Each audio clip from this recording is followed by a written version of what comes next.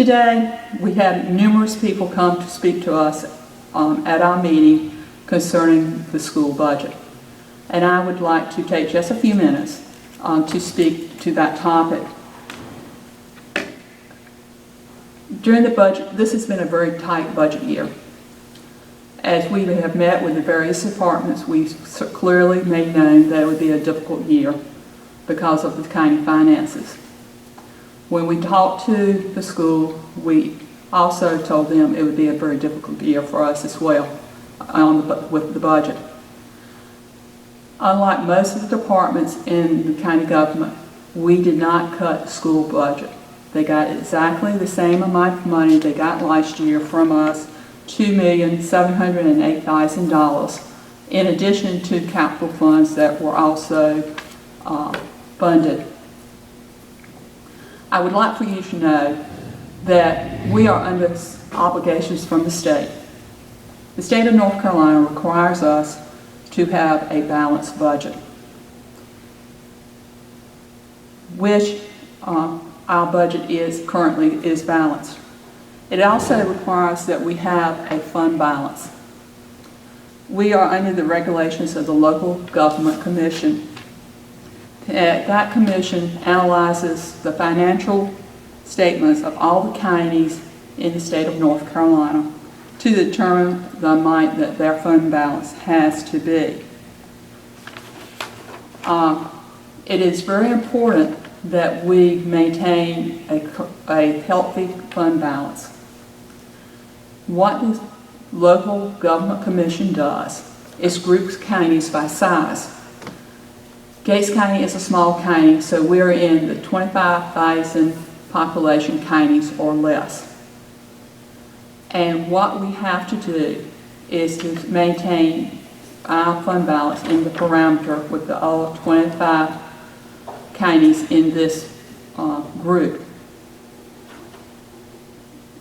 The average fund balance in this group is 30% of the budget.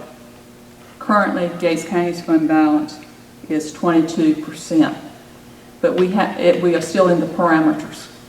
And that's very important because if we want to borrow money in the future, we have to get the approval of this group.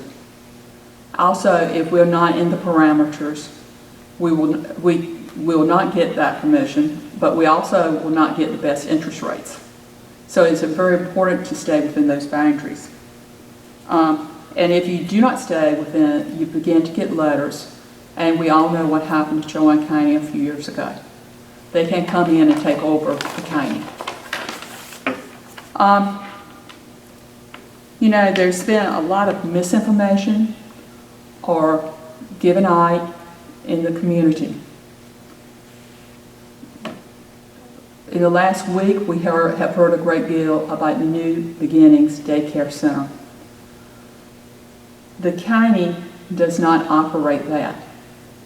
That is operated by the school system. It is not under our control at all. We do not fund that. Certainly we listen very carefully, and the people whose children go there, very poignant stories. But that is not under our control.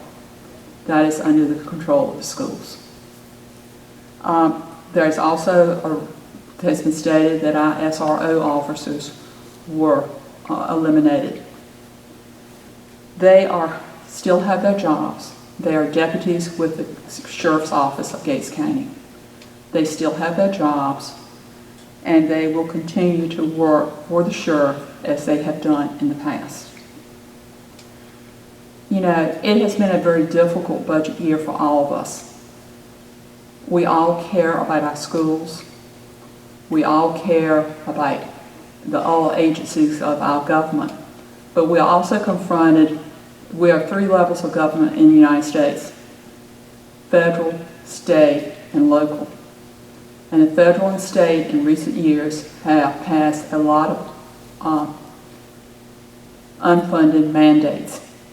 And they have passed that on down to the local level. And it's nowhere for us to pass it to.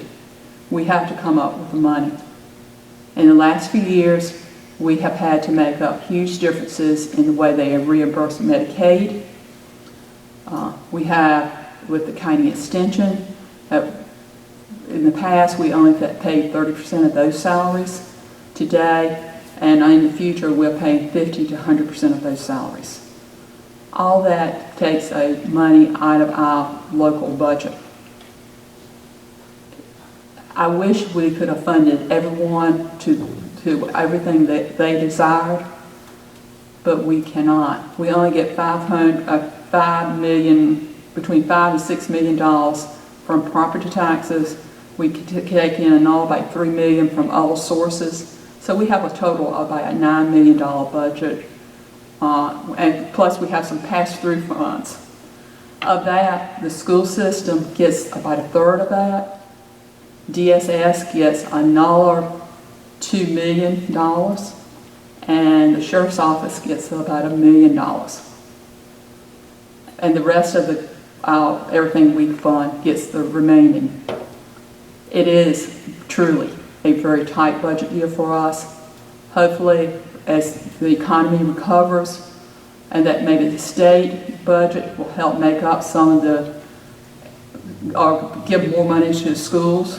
The House budget looks pretty good at this time. Senate, maybe not as well, but hopefully more money will come through from the state. And hopefully that the federal and state government will stop this stop passing mandates that they don't fund. I would ask you to contact your state leaders, your national leaders, and ask them to come come forth with those monies, and that would help our current situation here in Gates County. I would also ask that we have offered to work with the Board of Education. They asked for $2.5 million in capital improvements. We have told them that we will sit down and meet with them and try to work for creative solutions. We understand that our buildings are aging. We understand that there are necessary repairs, and we are willing to work with them and come up and try to find ways to do it. We care about our children. We care about our elderly. We care about Gates County, and we are trying to do all we can to make it the best county in the state. Thank you.